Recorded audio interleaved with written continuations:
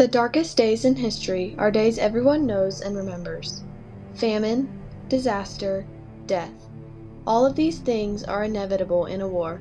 But this war, World War II, this war was different. This war would change the world forever. Lee Miller opened the eyes of society to the horrors that happened, the rights that were violated, and responsibilities forgotten. Lee Miller used her photography to showcase exactly what was occurring and felt responsible for portraying the real story to the public.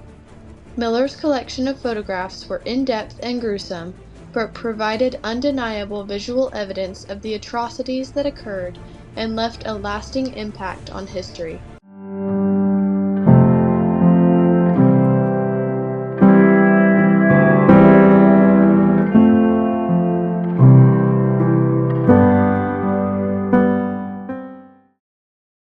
Lee Miller was born in Poughkeepsie, New York in 1907.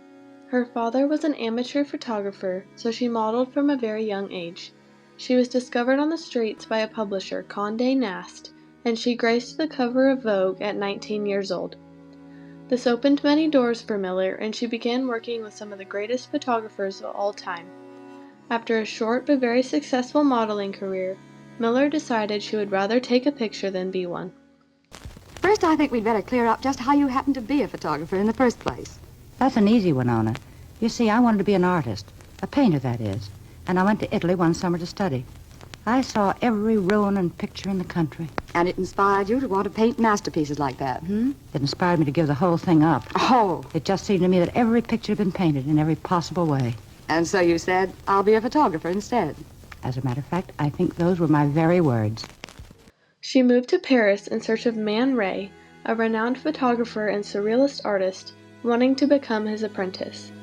They lived in London, photographing. Their most famous accomplishment was the development of solarization. Miller had accidentally turned on the light in the darkroom, causing the film to lighten and make a dark border. She eventually broke things off, however, saying Ray was controlling. She moved back to New York and opened a studio, but Miller could not settle down and moved back to Paris.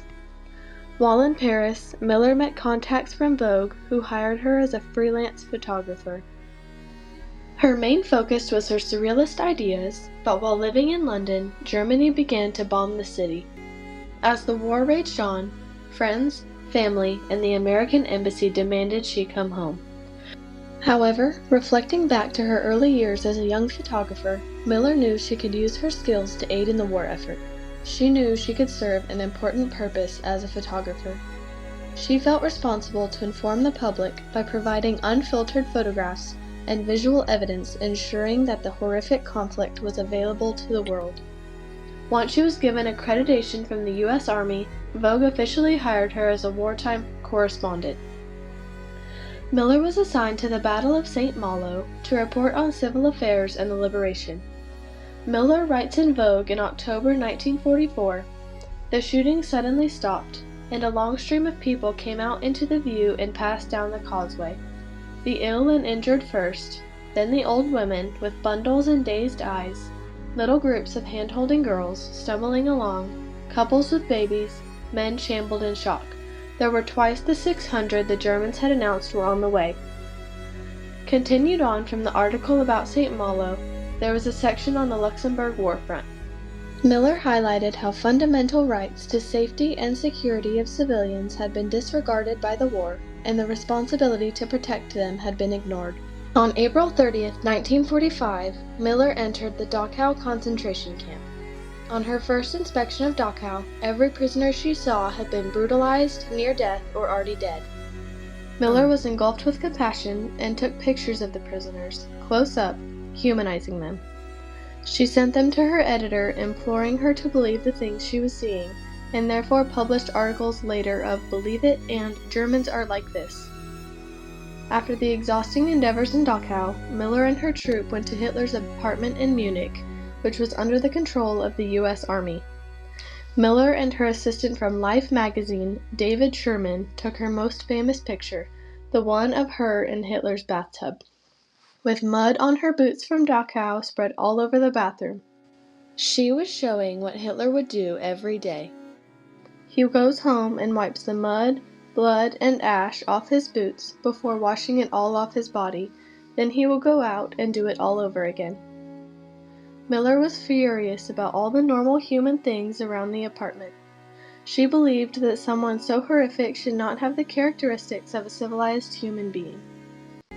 Continuing her coverage of the liberation of the concentration camps, Miller's next article was called Nazi Harvest. In it, Miller documents the horrors of Buchenwald and Dachau, but also includes reactions from prisoners and locals. The article contains raw and graphic pictures of the retribution against German soldiers and guards.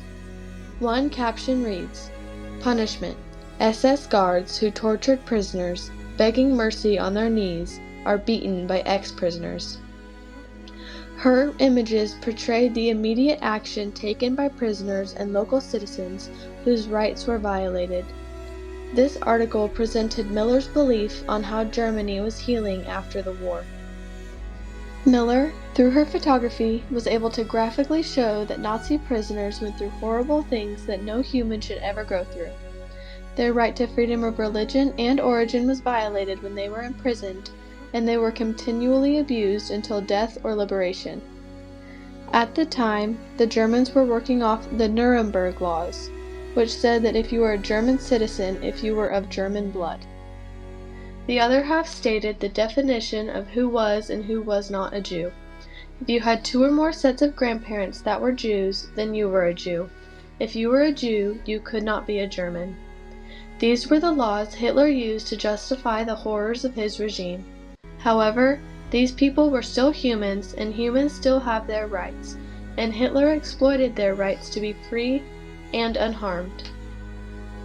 Miller took her photographs very seriously, seeing this as a way to help the people in the pictures and show the public the truth of the war.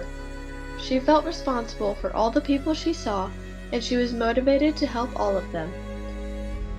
After the war, Miller continued to travel around Europe and photograph, mostly women at work. She was struggling to immigrate back to normal life, and she fell into a deep depression. In 1947, she married Roland Penrose, and they had a child later that year, Anthony Penrose.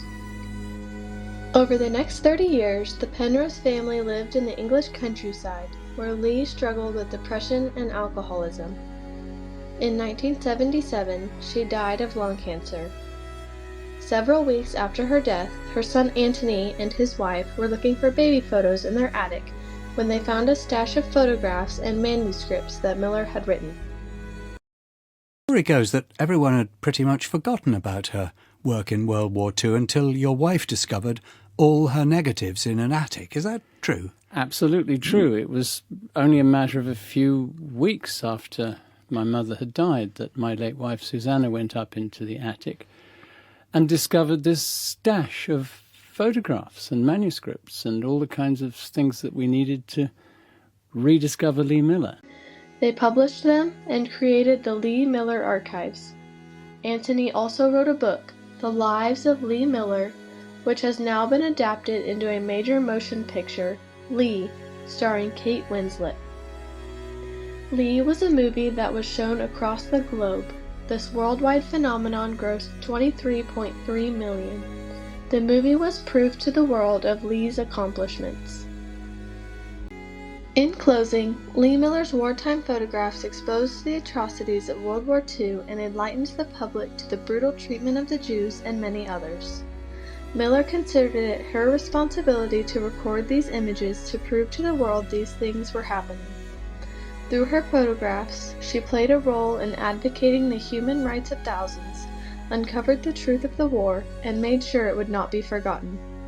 From the battlefield to concentration camps, Miller documented all the bloodshed and impacted thousands of lives. By fighting the war from the inside, she informed thousands and gave even more the strength to proceed. Her work remains a powerful symbol of hope, which is a right every human should have.